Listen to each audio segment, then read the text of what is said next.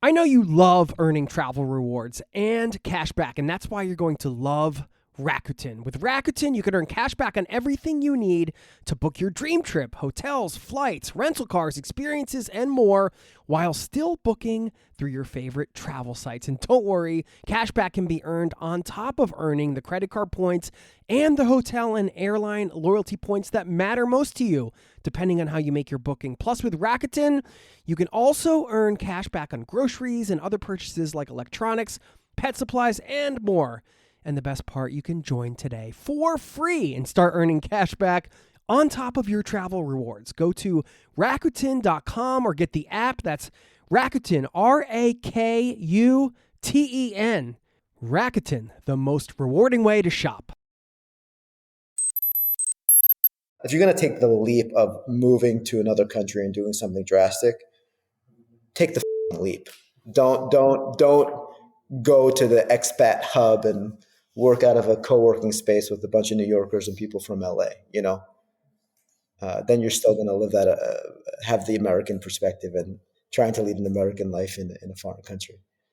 That is Mike Savas, today's guest, a guy that can really fire you up, as you heard there. He's no stranger to taking the leap himself. This conversation took place online, but Mike was actually in an old pizza factory in Portugal he had bought to renovate into a boutique hotel. One of the many amazing things this guy's done since quitting his corporate job to live his best life and travel, which originally led him to join John Bon Jovi's team, the famous band Bon Jovi, where he created one of the first international VIP programs, which then led him to starting his agency, which is a VIP experience company. They had done over $100 million in revenue. Their current clients include Oprah, Barack Obama, the Rolling Stones, Eminem, among others. Today, you're going to hear some of the biggest lessons learned from working alongside some of those folks, his 2 methods for living your best life, which path he took and why, the beauty about making a decision and getting off the fence if you're struggling to make one. This is for you. Plus, how to get in tune with your instincts and let them guide you, and so much more. Ton happening in this episode right now. So buckle up, strap in. Thanks for being here, and welcome to the Zero to Travel podcast, my friend.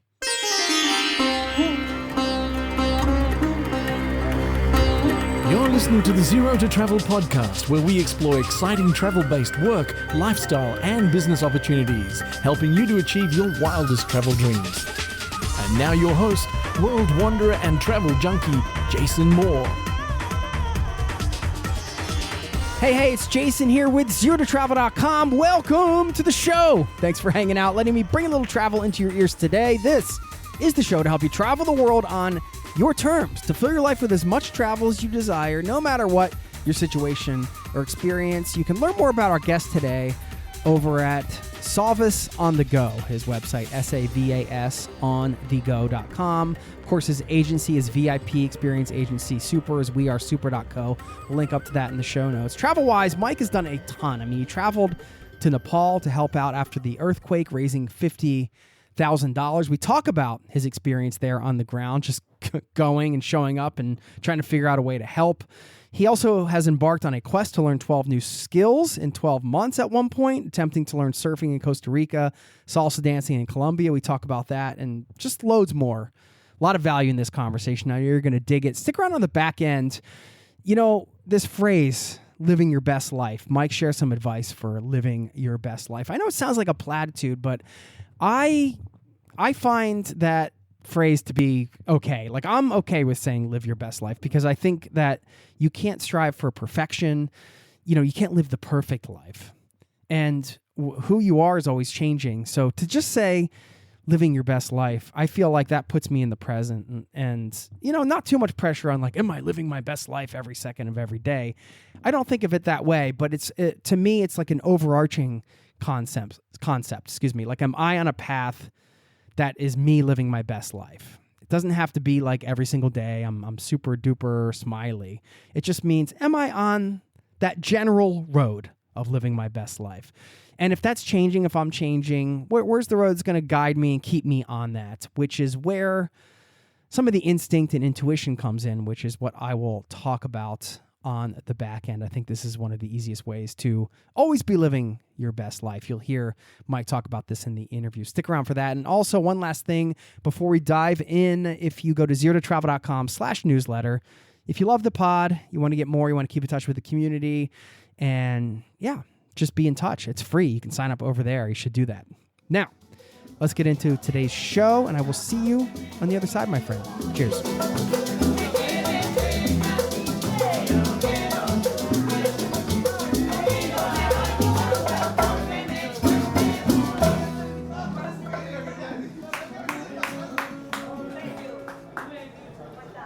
Mike Savas, welcome to the Zero to Travel podcast, my friend. Good to have you here. Thank you. Thank you, Jason. Now you're full-time in Portugal? I live in Portugal. Full-time is not the words I associate with, but by many means. I've been on the road for 15 years and still to this day. But what does Portugal have that New Jersey doesn't? I mean, come on. Well, I'm sitting in a 100-year-old pasta factory that we're renovating into a luxury boutique hotel right now to start, and really cute coffee cups. Nice. You do a lot of real estate stuff there, right? From what I gathered through the grapevine, you have some themed Airbnbs, maybe? Was that you? Yeah, absolutely. So real estate's sort of the next chapter of life that I'm stepping into. I have 7 properties currently, 4 of which are themed Airbnbs, and now we're getting into more commercial and residential assets. So coming from a hospitality and events background, looking to open up these very unique, state-of-the-art, but also culturally centric event spaces in Iberia. So Portugal, Spain, Italy, maybe Morocco. Not that all of those countries are Iberia, but needless to say, that's the market I'm looking into, and we're just getting started on that chapter. Why do you want to get involved in that business? But what is it that's exciting? Oh, most likely I'm a reincarnated Portuguese conquistador coming back to reconquer my native land. But we won't talk about that. No, needless to say, it's exciting. I feel more connected to the European lifestyle. Had a great time, growing up in America and all the opportunity it provided.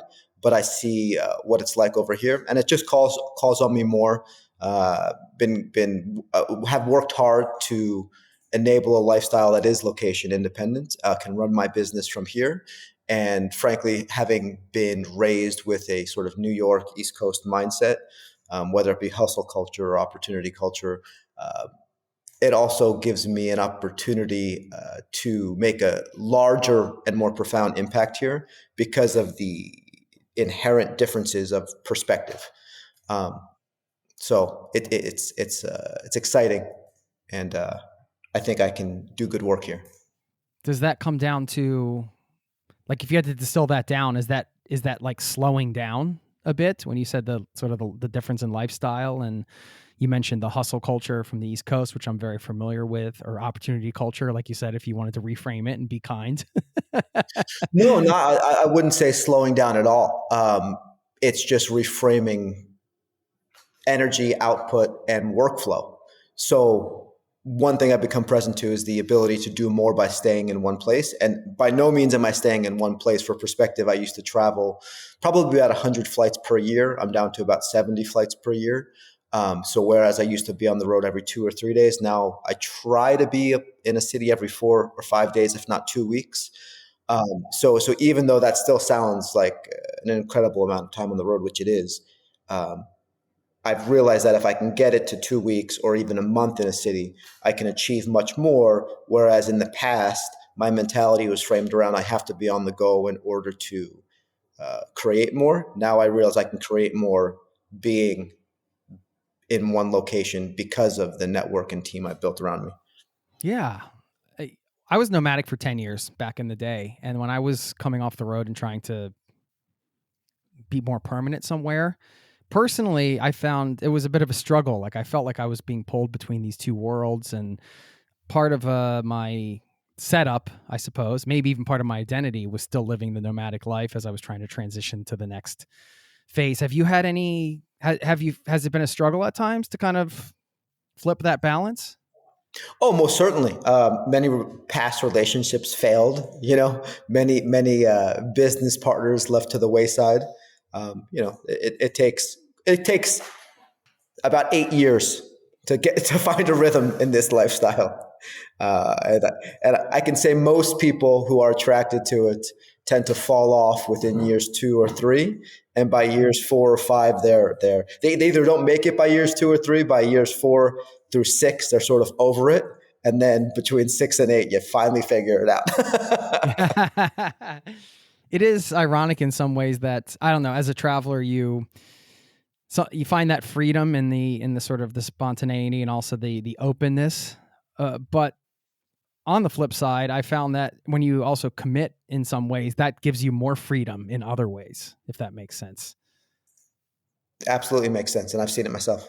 One of your core philosophies, it seems to be at like the heart of a lot of what we're going to talk about today, is from your website, and which we're linked to all this in the show notes. But you said, I believe we all have the power to curate our lives by riding the waves of opportunities that come our way while knowing when to jump ship, sometimes literally, and transferring energy from one area of our lives to another. And this is what we're talking about in many ways right now. Can you expand on that a bit?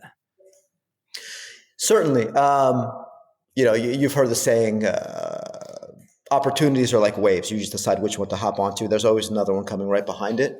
And I've sort of attached to that visual concept, if you will. It doesn't really matter which wave you catch. They're all going to have, some will be more exciting than others. Some are going to make you fall harder than others. But ultimately, it's just about getting up on that wave and finding a way to be unattached to how the ride is, because you don't know. You just decide to paddle out, and you can sit sort of in the pool or on the beach for as long as you want. But ultimately, you're going to go out, so you might as well just jump into the freezing cold and start paddling, because as soon as you start paddling, it gets easier. The worst part is sitting on the beach, wondering what it's like to be cold. Once you're in there, it ain't as bad as you thought it was. That's bad. And also, to go further with the surfing metaphor, I always found it so difficult when you're trying to just get out to the wave and you keep getting beat back. You can't even get to the freaking wave, man. Look, that's life, right? The getting started, building the momentum is the toughest part. Once you have momentum, it's so much easier to keep it going. Yeah.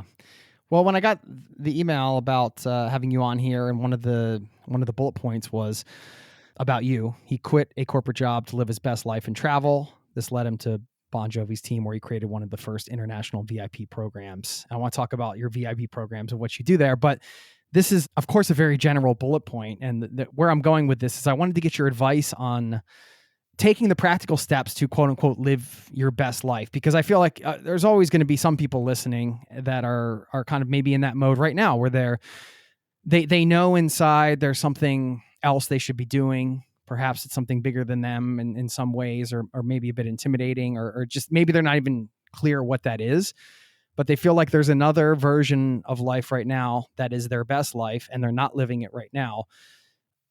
But it's kind of hard to figure out how to quote unquote live your best life, going from stable salary, kind of, I don't know what that journey was like for you, and maybe through your story, you can illustrate some of the lessons learned and some advice. Definitely. And look, there's plenty of pieces of good advice out there and different ways to go about it. I have an answer to your question framed in 2 different methods, one of which I took and one of which I recommend. And the method I took was, burn all the ships and jump in and leave no other option but to succeed, which certainly works, but that's terrifying for most. The other method is build your side hustle or your dream life or whatever that thing is in the background, so you can have what I've been taught is you can have your job and you can have your work. Your job is how you make money, support yourself, and your work is what you're passionate about and sort of your gift back to the world. So you can have these things in tandem, and I look at it like a seesaw. Whereas you might just have your job now and no work. Well, can you rebalance those? Can you reframe those over the course of 1, 2, 3, 4 years until maybe, if you're lucky, the work outweighs the job and there is no more job, or maybe, it's somewhere teeter-tottering like this. So I think both methods are fine. One is for the more risk excited, and one's for the more risk adverse. So choose your path. But really, it's just about stepping. You never figure it out. You just keep taking one step, one stroke in front of the other, and do your best. And either you get up on the wave or you don't, or you fall. You eat shit or you don't, and you paddle back out. So anyone who claims to have it all figured out is lying, and we're all just doing our best. Yeah, I mean, there's the clarity portion though as well, because like you had to make a conscious choice to get into the business you're in now. For example, you you started your company, Super, which we'll talk about. But, in terms of clarity, how did you go about, or how do you go about getting clarity to make a hard choice, a firm choice in one direction or the other? Well, the beauty about a decision is instant, right? A decision is a moment in time, and it's the most difficult and the easiest thing to do in the same exact singular moment. So the decision part is the easy part, and once you've made a decision, then it's just enacting the steps. I had absolutely no clarity, so let me be clear. I had nothing but uncertainty, but I had clarity. The only clarity I had is that I wanted to lead a different life, and I followed my intuition. Getting involved with Bon Jovi was never even an idea. Starting this company I had. Oh, you didn't have that sketched out? Like, yeah, I'm just going to quit and get involved with Bon Jovi. Yeah. That sounds like such a New Jersey dream. Yeah, exactly.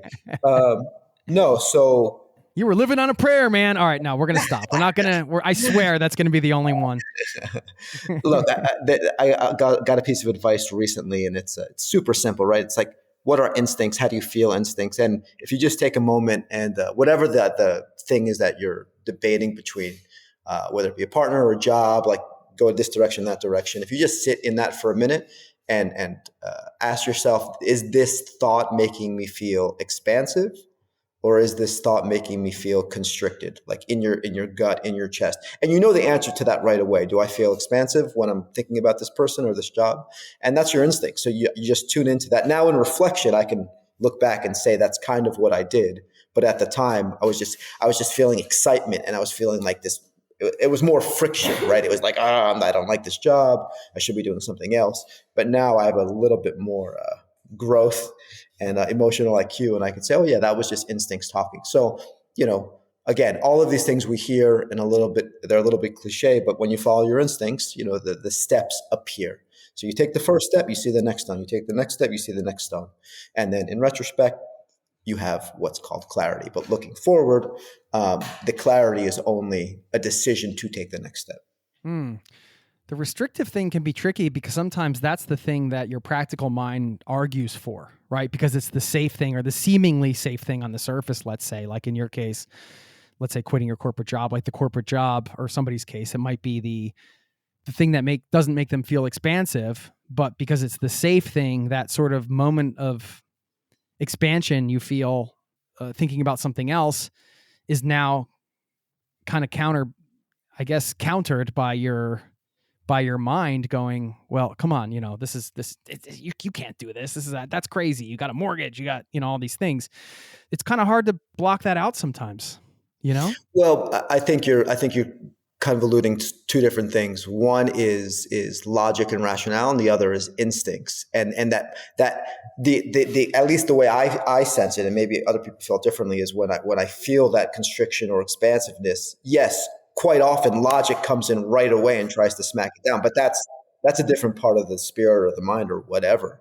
So what I'm saying is just tune into that emotional frequency, and that's your instincts. So then you can get as logical as you want about it. And going back to like module A, module B that I was previously referenced, you can then make the decision. You can choose to be the person that takes the leap, or the person that like puts in the action steps and ticks all the boxes and so on and so forth. We'll get back to the interview in just a moment. I know you love earning travel rewards and cash back, and that's why you're going to love Rakuten. With Rakuten, you can earn cash back on everything you need to book your dream trip, hotels, flights, rental cars, experiences, and more, while still booking through your favorite travel sites. And don't worry, cash back can be earned on top of earning the credit card points and the hotel and airline loyalty points that matter most to you, depending on how you make your booking. Plus, with Rakuten, you can also earn cash back on groceries and other purchases like electronics, pet supplies, and more. And the best part, you can join today for free and start earning cash back on top of your travel rewards. Go to Rakuten.com or get the app. That's Rakuten, Rakuten. Rakuten, the most rewarding way to shop. Now, back to the show. How did you get involved in the music industry? Are you a big music fan? Is music a big part of your life? Has it been growing up? Um, no more than most, honestly. Big, loved blasting music in my Jeep and having a good time. It raised my emotional frequency. So decided early I just wanted to be in music. Used to want to be a record label exec and then a radio DJ, and tried all those things, but couldn't quite find the niche. So the job that I left was at Atlantic Records, which was my first job, real job after college. And even though it was still in music, it was not gratifying to the degree that I thought it would be.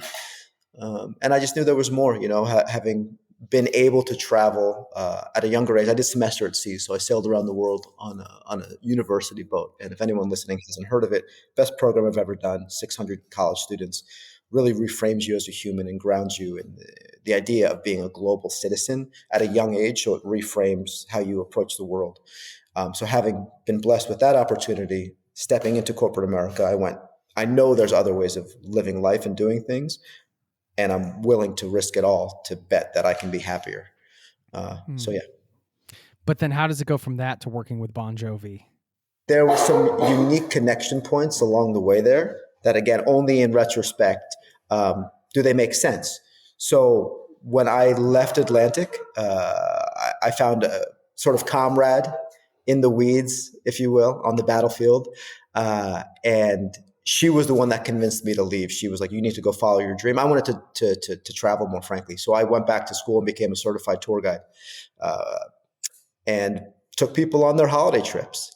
And because I had made that jump and because I had left Atlantic, a year later, she called me, and I had built 3 skill sets that were completely disconnected from one another.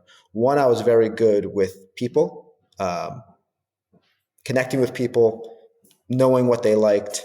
I threw a lot of parties in college.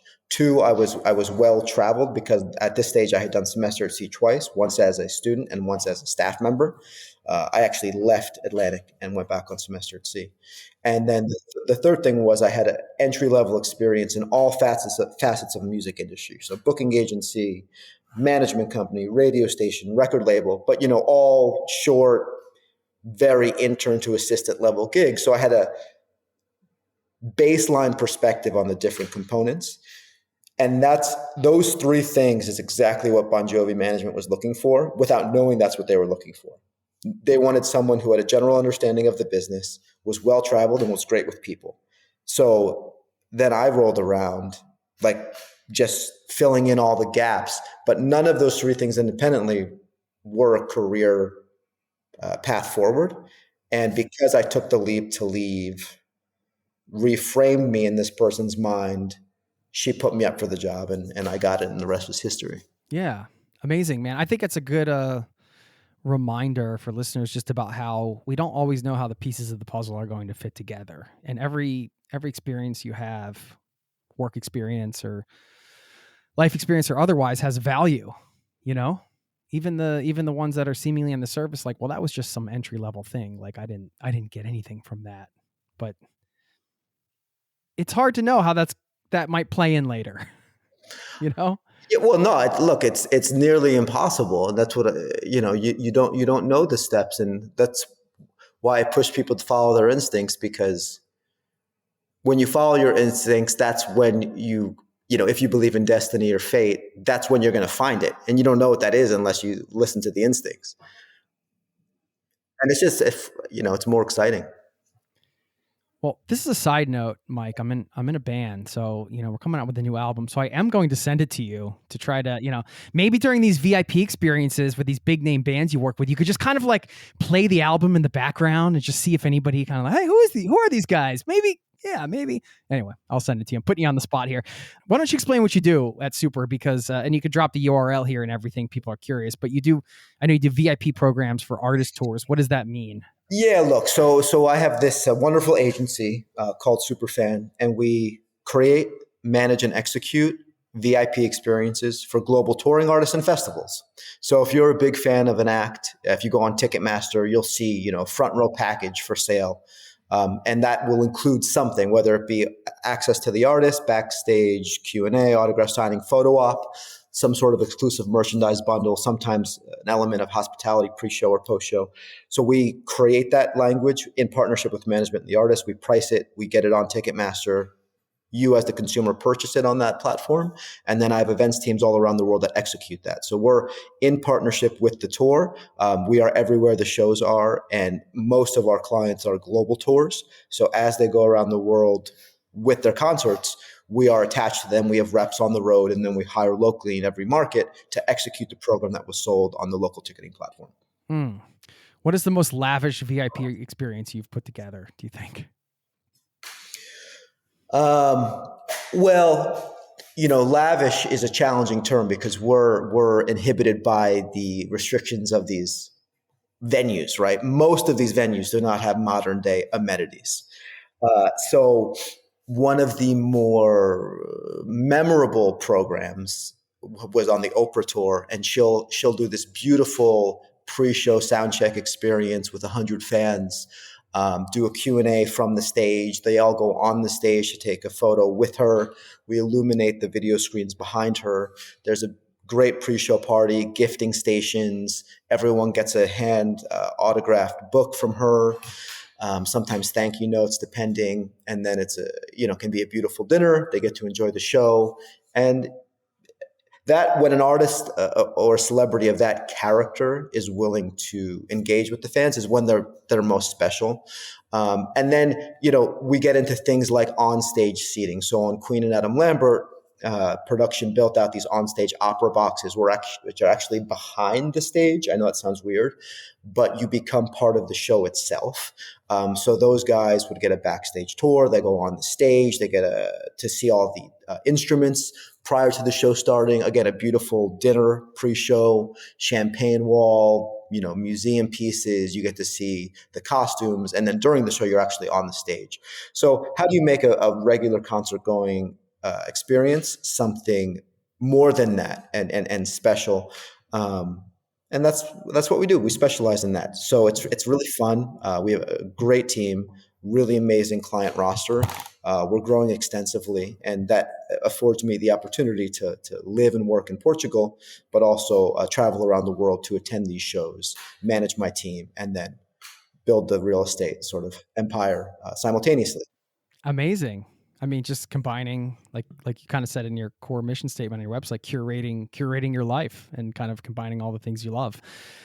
I used to work as a tour manager for a band, so I could definitely know how challenging it can be with all the moving pieces of a tour and what is involved. So mad props for, I just kind of see what you put together, and I know behind the scenes how much effort and logistics are involved in some of these efforts. I'm sure it's like no small feat to pull some of these. Yeah, the global supply chain is crazy. So, if we have one artist touring in a year, they might do 50 shows in, 20 different countries. And that's one of maybe a dozen, right? So we're operating across, I'd say 30, 40 countries a year, all the different time zones simultaneously. So currencies, insurance, local staffing, HR, payroll, merchandise shipments, it goes on and on. The headaches never stop coming. I'm sure it can be tough, but well, interacting with some of these, I'm assuming you've met some of these people, talking about Oprah, you've worked with Barack Obama, all these people. Like, what have you learned from interacting with some of these people? We have great stories and we have great lessons. I'd say those who have made it, and when I say made it, I'll refer to ones who've had a long career, a long successful career. They do two things well. One is they approach their art like a business, and while on surface, whoever it is, and however magical they are on that stage, most of them who are great are also very tuned into the business component of what their art is, right? And that goes from Oprah to Bon Jovi and down the list. So taking it seriously, treating it like a job is paramount to being an amazing artist or speaker or what have you. Now, to answer that question differently, the ones who seemingly have the most impact with their audience are the ones who do more than just perform, right? There's an element of social impact or charity or giving back. There's some philanthropic ethos established in their humanity. So again, this ties into like being a legend or having a legacy. And when you see people who've done great work and who've also given back to a large degree, it reinforces this sort of positive logic loop that it's important to remember those things from small acts of kindness to big, grandiose efforts. Is having a legacy important to you personally? Yeah, most certainly. Most certainly. I'm driven by impact.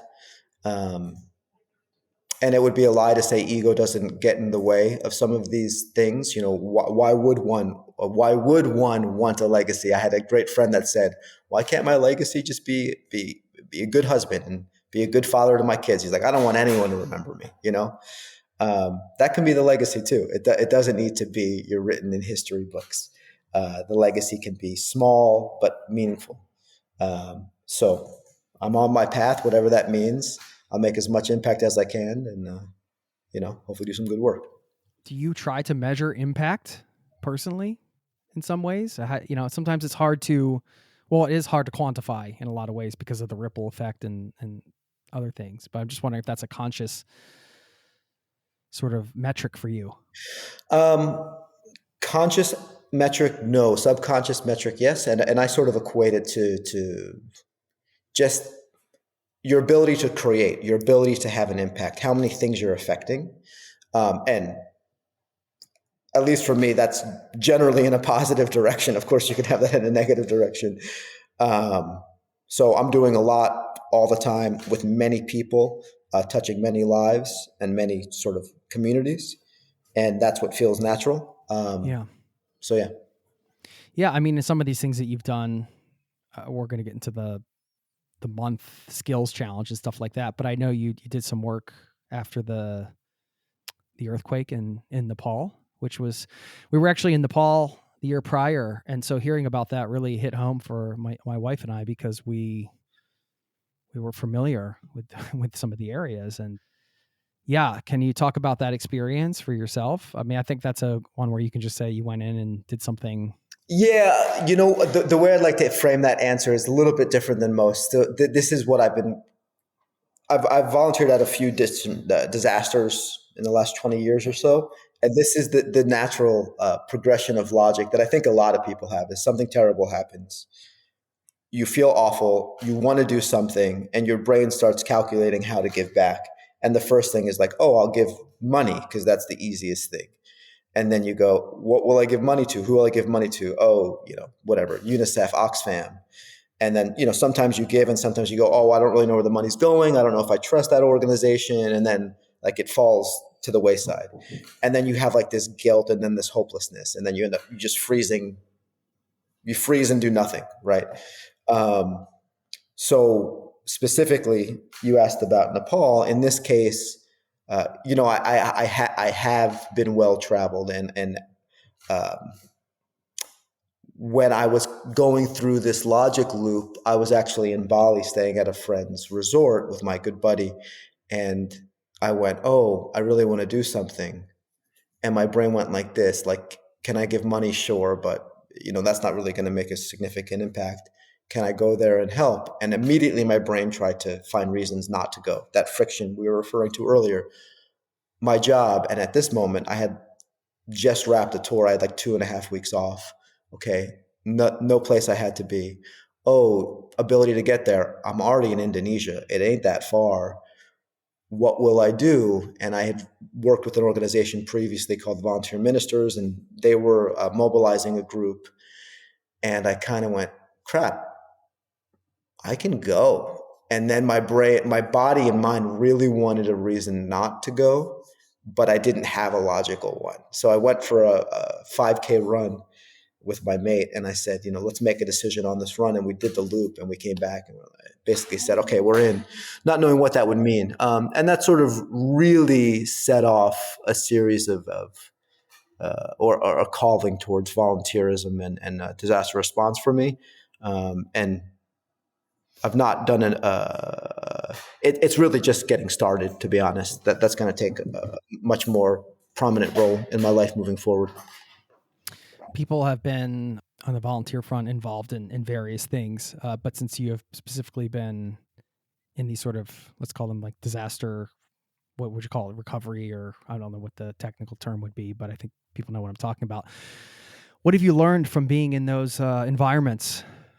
Look, we did Nepal. I did the Mexico earthquake. Most recently, I was there for the Moroccan earthquake. I was at 9/11 just after it happened. A few other things here and there, and for me, it was always short visits. Right, I wasn't able to spend more than 2 or 3 weeks in any one of these situations. I find that the small acts of hope are what matters, and giving that idea of hope, and the one moment of kindness and the smiles and the little actions can go a long way with people who have been suffering. And humans are resilient, right? Incredibly resilient. Like we're an incredibly resilient species. We just need a small thread of hope. And I will also say that don't be fooled by the ability of a single person's actions to actually make serious impact. At first, I was very put off by the idea of like, oh, I'm not an organization. What could I possibly do? But I actually find the ability to mobilize quickly, act independently, and change direction without having red tape or some overseeing body making the decisions can actually, at least in a disaster situation, create a lot of help. Now, long-term redevelopment, I think that's a little bit different, but that's not what we had done. Yeah, I had a guest on pretty recently, and one of the call to actions was like, find a gap that you can fill and fill it. And I think that's what you just shared is, I just like that line of thinking. It's like, instead of seeing the disadvantages of, in this case, being a solo operator, let's call it, trying to make a difference, seeing the advantages, not avoiding the red tape and things like that in this situation. I think that's and I think that's always a really healthy way of thinking, if you can just kind of step out of the emotional part and just be like, yeah, what are the advantages to this situation? Okay, it's really easy to see on the surface like what some of the challenges are, but what are the actual advantages here, and how can I leverage them to make the most impact? Yeah, look, a really positive mindset shift, whatever it is, often people see the blocks or the no's or the barriers. And if you just like stop when that's occurring and you go, okay, cool. How could it work? How could I go to Nepal and volunteer? How could I quit my job and step into my passion, right? And you just start coming up with solutions. The mind will go into this positive feedback loop of start pumping out solutions, and that friction that you're feeling will not completely dissipate, but it'll slowly get stripped away. Yeah. Well, I know you've been back to Nepal to climb Mount Everest, which is freaking insane. Congratulations. How long ago was that? It was Everest Base Camp. I'm still very proud of it. And that was last April for my 41st. Everest Base Camp. Okay, sorry, I got it wrong. That is a big difference between that and the summit, but still pretty awesome. Yeah. What was that experience like? Whenever I do an adventure like this, it always comes down to the locals, right? In this case, the Sherpa community, the history, the religion, the language, and protecting these amazing, amazing moments of nature. So frankly, physically, it wasn't that challenging for me. It's a modest trek, a modest 7-day trek up, some altitude sickness, not particularly dangerous to base camp at least, but arduous. And it's all day, every day. So I'll be back. I'd like to do the Everest Marathon. I love physical challenges, and the more I do, the more addicted I get to pushing the envelope of what's possible. So there's going to be, I'm really just stepping into that chapter, and things are about to get real weird. What's weird for Mike? I mean, look, I'll tell you, what I'm stepping into now is I'm doing like a 90K. That's a 52-mile Mount Blanc ultramarathon in June. Okay. That sounds fun. I do Ironmans and what have you. But what's weird, what's wild, like I want to run across the Sahara Desert. That's one I have penciled for next year. It's a multi-day, 250-kilometer race through the Sahara. Things like this, things that the older version of me would say that's impossible. And now it's like, and not only is it possible, like it's inevitable. It's just a matter of which ones do I select and make the priority. It's not impossible. It's inevitable. It sounds like maybe addictive too, in some ways. It kind of. Have you heard about the guy that runs in the Darth Vader costume through Death Valley on the hottest day of the year? I have heard about this guy. Yeah, there's a few psychos out there. We got one guy running across the length of Africa right now. He's on day like 290. It's crazy, man. It's like the Forrest Gump fantasy, that one. You just go and then you go around the block and around the corner. You just keep going. Next thing you know, you got a beard down to your knees. We'll get back to the interview in just a moment. Now, back to the show. I mean, is that tough with everything you have going on to kind of find time for the training and all of the preparation it takes for these things? What's your advice there for like busy people to participate in like their version of that? Maybe not everybody's going to do an Ironman, but maybe they want to do like their local 10K or whatever. Yeah, look, it's incredibly challenging. The consistency is what I envy of a quote unquote normal life, having the nutrition and the same bed every night and your running shoes where they're supposed to be and maybe a bike. So I think people who have a more stable life are at a huge advantage. And it's just about, again, you make the decision, you set a goal, and then you prove to yourself you're able to stick to that goal. There's so much science behind the benefits of outdoor physical exercise. Most of the complaints that I hear from friends and colleagues about their mental state, their physical state can easily be solved with hydration, sleep, and some exercise. And it's astounding that, so many people revert to pharmaceuticals and other ways to cope when they're not doing the basics of what's needed as a human to get out of that sort of hole. So I'd encourage people, again, just take that first step, go for a 1K walk, a 1 mile walk, half a mile walk, and slowly build. It's not about how far you go, how fast you go. It's just consistency. That's what's most important. So while an Ironman or a 90K race seems extreme to most, with small, consistent training, it actually becomes incredibly achievable. The holy trinity of self-care, could we call it? Hydration, sleep, and exercise? Sure. It's like, I'm depressed. Do you drink water? No, I don't drink water. Well, let's start with that. Let's start with that. I must confess, I had coffee and a chocolate before this interview, so I'm straying. Month in the making was your journey where you spent 12 months in 12 countries learning 12 different skills. And on the first video you documented it on YouTube. You said this was a personal, lifelong dream. This was a quote from the video. Yeah, man.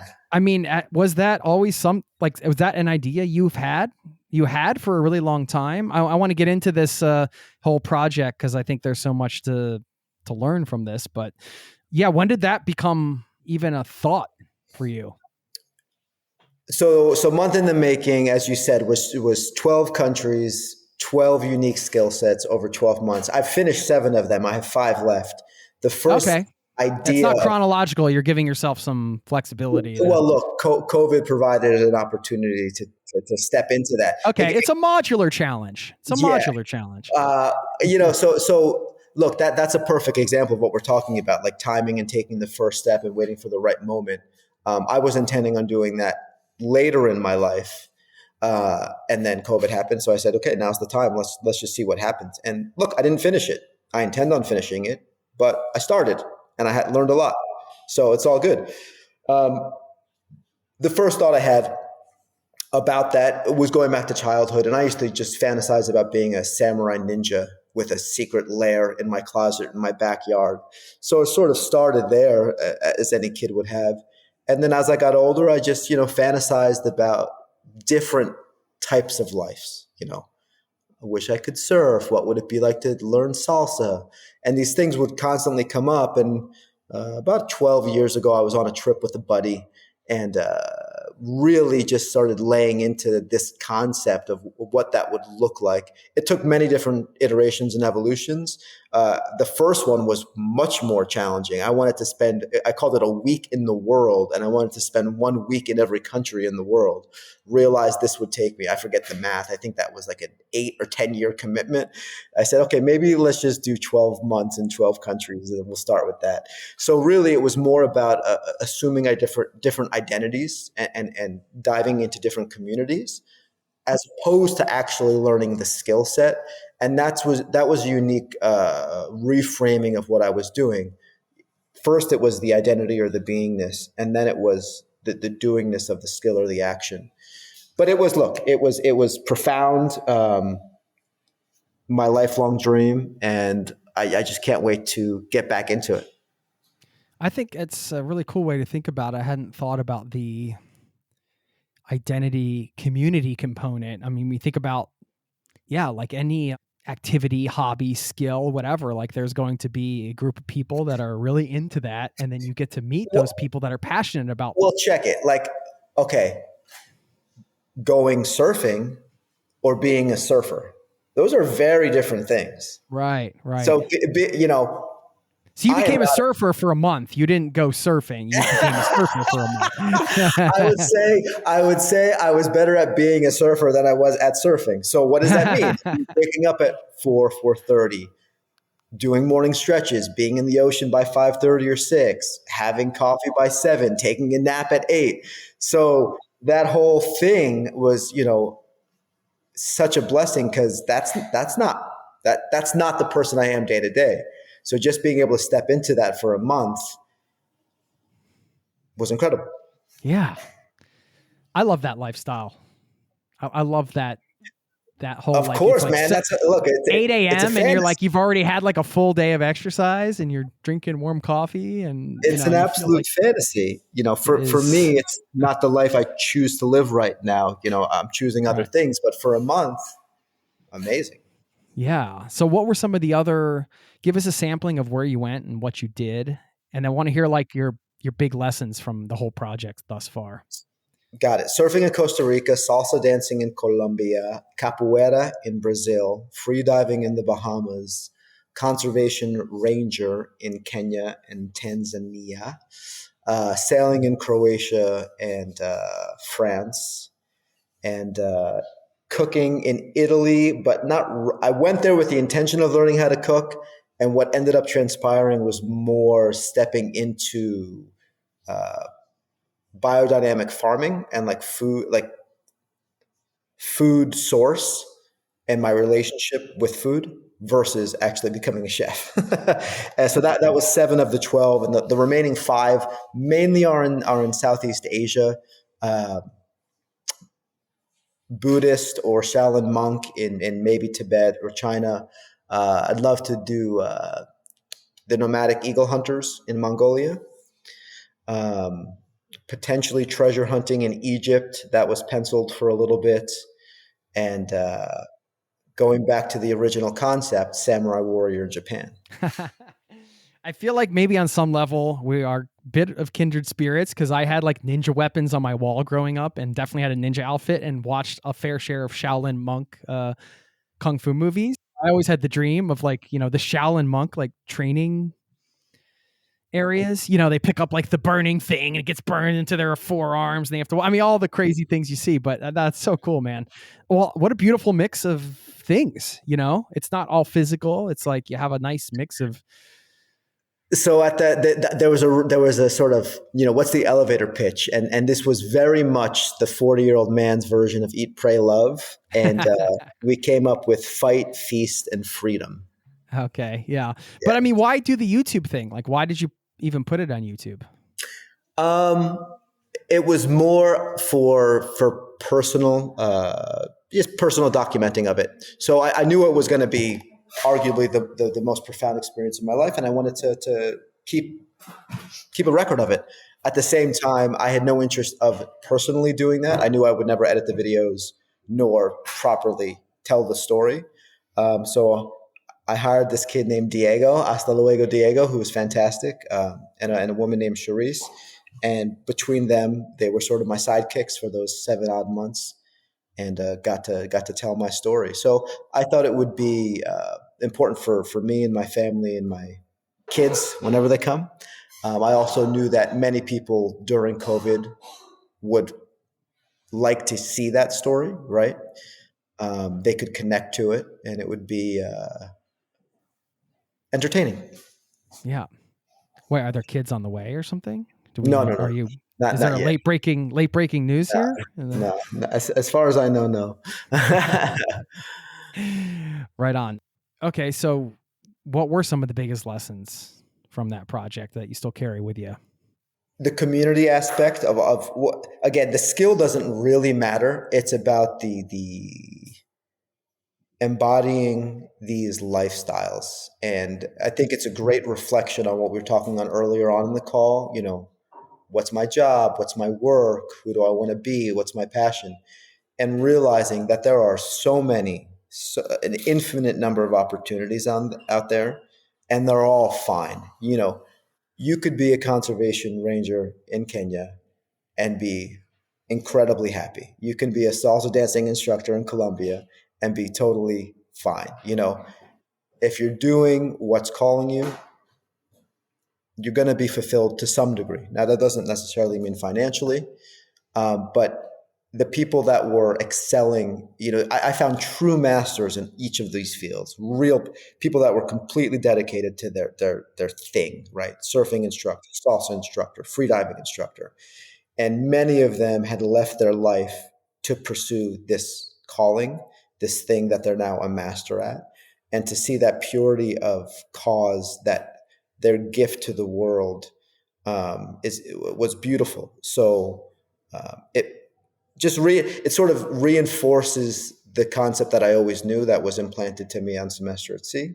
You can choose a million different lives, and they're all fine, and everything's going to be good as long as you're following your intuition and your calling. So that was part one, and part two is the importance of community. Those people that were most happy were those who had similar and like-minded folks around them who were supporting them. So again, the surfer community, the salsa dancing community, the free diving community, you know, you attract what you put out, and seeing all these little pocket, super, super niche communities around the world that are just existing completely, you know, was completely unaware of them prior to. Now they're part of my larger community. Is just so beautiful. And it makes me think, how many millions of other pocket communities are there that I have no context of? So hopefully that gives someone a little bit of faith in humanity and hope that they could do something different. Yeah. Do you feel, after all of these experiences that we've talked about, do you feel less attached to your identity, whatever that means, having assumed other identities and dived into other communities and things like that? How does that change your relationship with your own identity? I'm using air quotes here. Less attached to the outcome. Frankly, I failed all 7 of those activities I set out to learn. You know, what do you mean you failed? If you looked at my skill by the end of the month, I could confidently say I failed all of them. So it was like you didn't become proficient about in them, is what you mean. I mean, look, I caught a wave. I performed in a salsa show, but it wasn't about becoming a master in a month. You couldn't do that. It wasn't about succeeding in the skill. It was just about it was about the identity. So removing the concept of removing the attachment to the outcome. However, completely opposite of the question you asked, whereas I'm more attached to my identity because it's given me clarity on who I want to be and how I'm going to get there. So by living these other identities and by being tapped into these other communities, it's helped me refocus and gain clarity on my mission and my calling. So I got to wear different masks, if you will, or different skins for a month, only to reframe this skin and this character. Yeah. That's so valuable, man. I mean, I can see that too. Like, I'm not sure if this is what you're alluding to, but I can imagine, like, we can all have sort of the occasional fantasy of like, oh, if I was living like this style of life, like the surf life where I just got up and surfed every morning at sunrise and lived at the beach. Now that would be, then I'd be happy, or that would be so awesome, but like you get to live that and then see, like you said, it's just another version of life. It's there. It's something you can do, but it's like by trying those skins on, it's like you're more consciously choosing to step back into your own Yeah, skin. completely, completely. So Yeah. Would you say advice for a listener who maybe wants to do something on a similar scale that still has an impact? Perhaps this can be done even locally, if you think about it like that. yeah, look, a month is not a long time to do anything. So committing to whatever, learning a dance, a language, a martial art, try something for 30 days. If you hate it, you hate it. And if you might be surprised that you find a calling you didn't know about. Let's talk a little bit about life in Portugal. What advice do you have for making a life in a new country? I'm sitting beside my friends in Portugal here who have seen me along the way. The biggest piece of advice is embedding yourself locally with people from the area. So without that, you're going to feel disconnected and form, I won't say superficial connections, but inauthentic connections to the local culture and local people. So I don't think I have any friends here who are expats. I don't think so.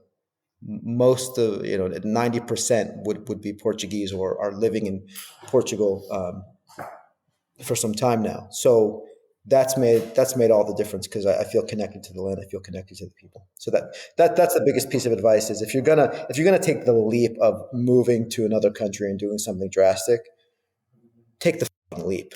Don't go to the expat hub and work out of a co-working space with a bunch of New Yorkers and people from LA. Then you're still going to have the American perspective and trying to lead an American life in a foreign country. Are you learning the language? Mm-hmm. Yeah. Yeah. How's that going? It's tough, huh? Learning a language. I find. You get by, you get by. Yeah. Day by day. Yeah. So what's your greatest hope for the next, 3 to 5 years with everything you're building there now? This estate I'm sitting in now will be completely renovated. Is this self-funded or do you have investors? This project, we brought in investors in, a group of 5 or 6 friends. We're applying for an EU grant subsidy. The renovation cost will be between 4 and 6 million on this property. It'll be a luxury boutique hotel, event center, and artist residency. It's incredibly beautiful, huge, robust history, incredible energy. So needless to say, this property will be done. Another 2 that I'm working on, and then the footprint or the foundational real estate platform that I've envisioned for so long will be established, meaning there'll be enough passive income coming in that it'll be able to roll itself over, whether or not I continue with Superfan or my career. So real estate will be a sort of standalone, separate vertical to the business that I run. What's your advice for having big thinking mindset like that, right? Like I feel like, the leap from solopreneur to the kind of like projects you're working on feels pretty big to me. And a lot of it starts with your mindset. Yeah. How do you approach? Again, I'll go back to what I said previously. It's being solution driven. So this property specifically as an example, you can see it behind me. It's in disrepair. It needs a ton of work.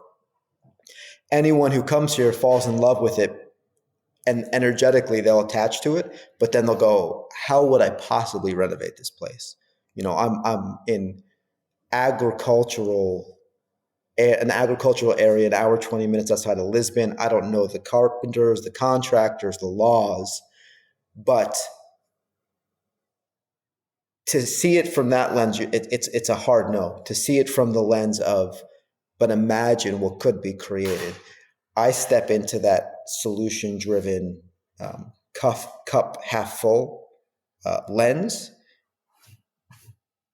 100% of the time, which certainly has caused me a series of unnecessary struggles in life, but the struggles are the opportunities, right?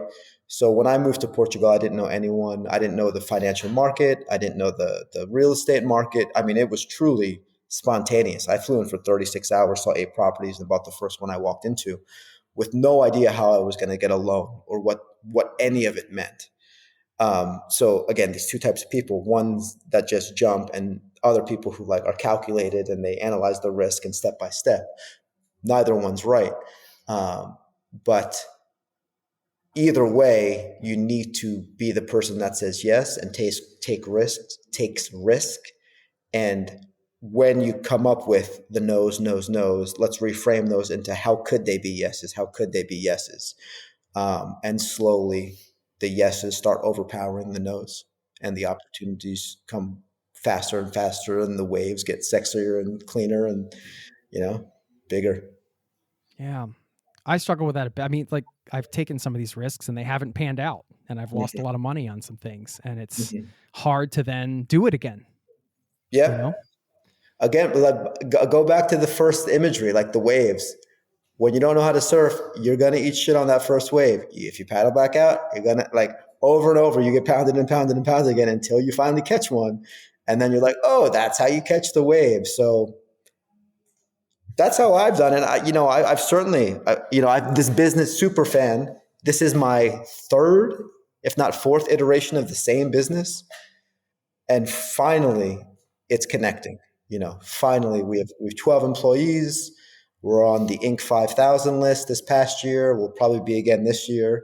You're not going to get it right the first time. But again, it's like the outcome doesn't particularly matter.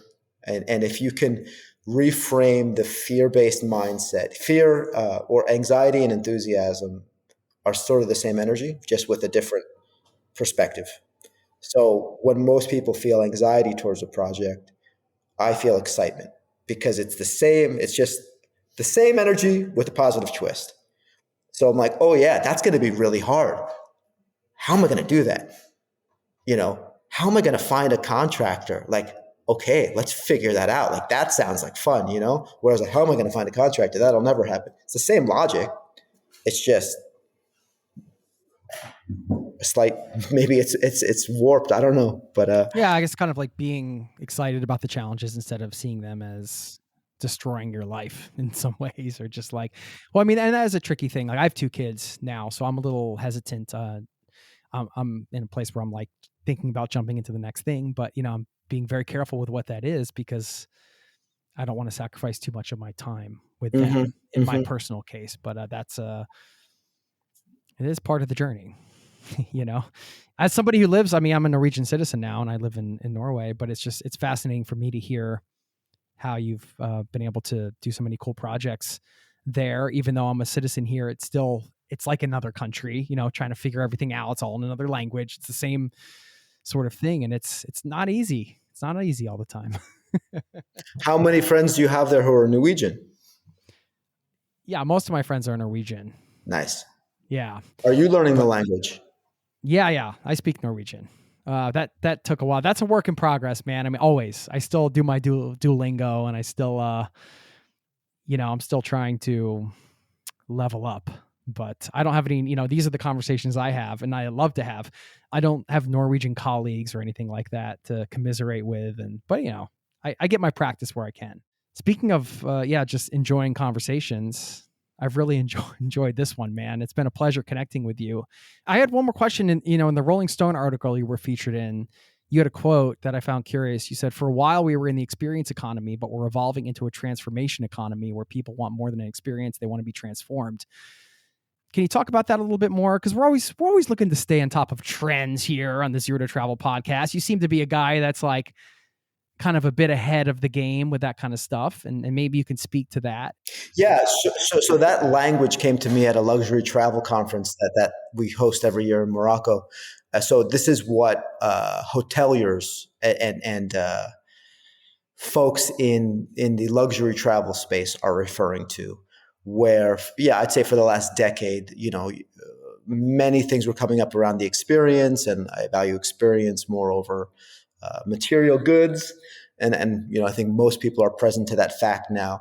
So I'd say 2 years ago, I started hearing the language about transformational experiences, whereas just having a nice experience or memorable experience isn't enough.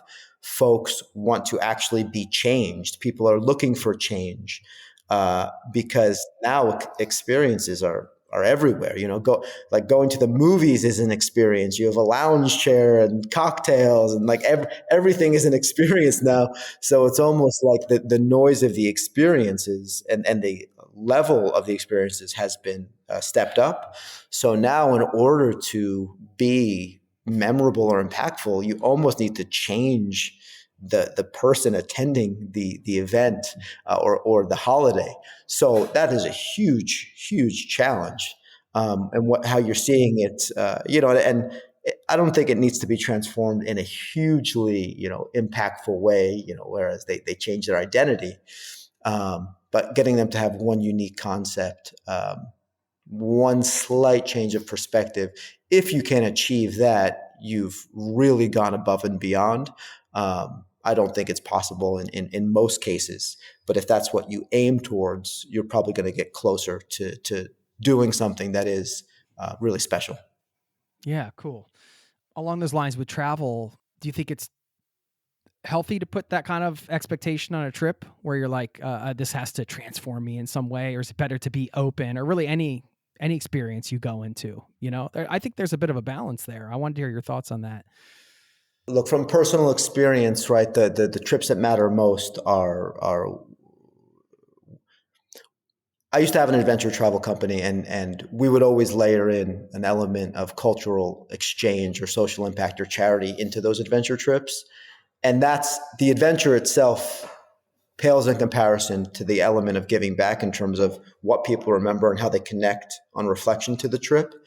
So while you certainly don't need to program transformation in everything that you do, I will say 100% certainty that when you are able to add an element of cultural exchange, giving back, helping others, that will always be the part that matters most, and I think is more than likely to lead to transformation. So whether it's for me now, it's like personal challenges. How far can I push my mind and my body?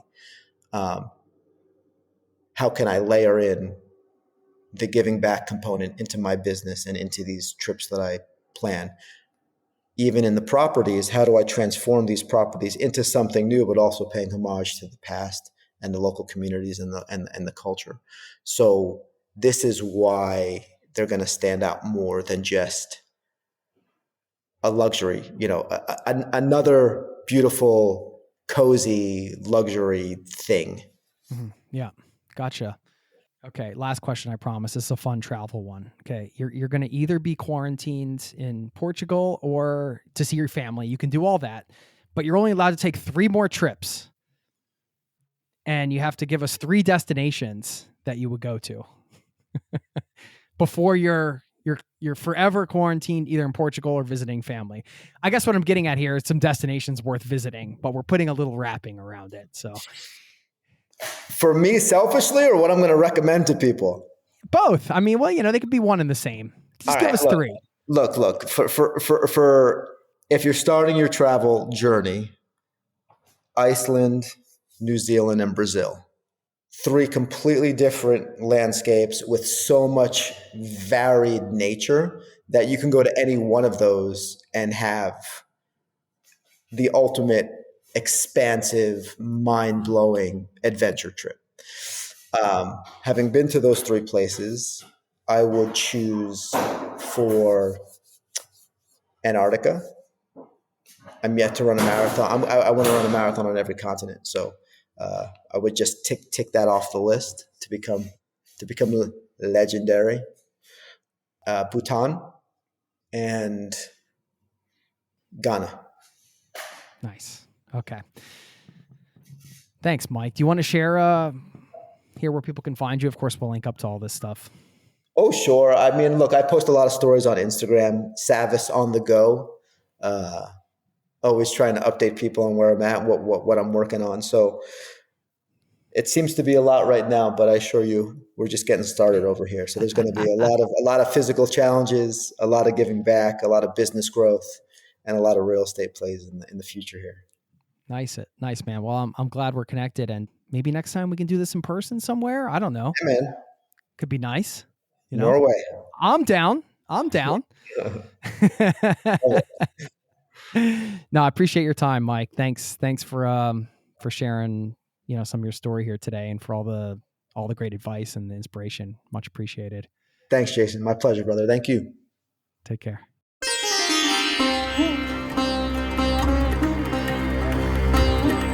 There you have it. Special thank you to Mike once again for stopping by the show. And I'm going to leave you with a quote that I think, I saw this one today and I thought, oh, this kind of ties in pretty nicely with this episode and Mike's sort of attitude towards things. And he seems like a guy that just kind of will dive in and tackle things head on. And I know that's not everybody's personality, but he shared a lot of different angles and ways to kind of look at things and reframe things. That was a word that came up a lot, reframing.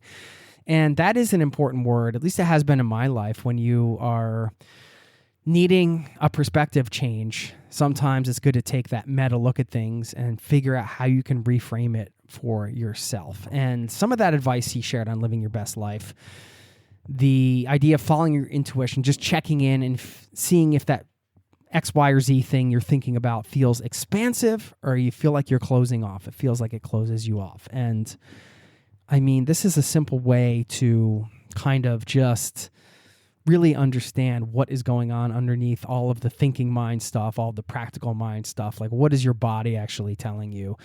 Because it can tell you a lot. And if that sounds hippy-dippy to you, you can call it checking in with your gut, a gut check, whatever.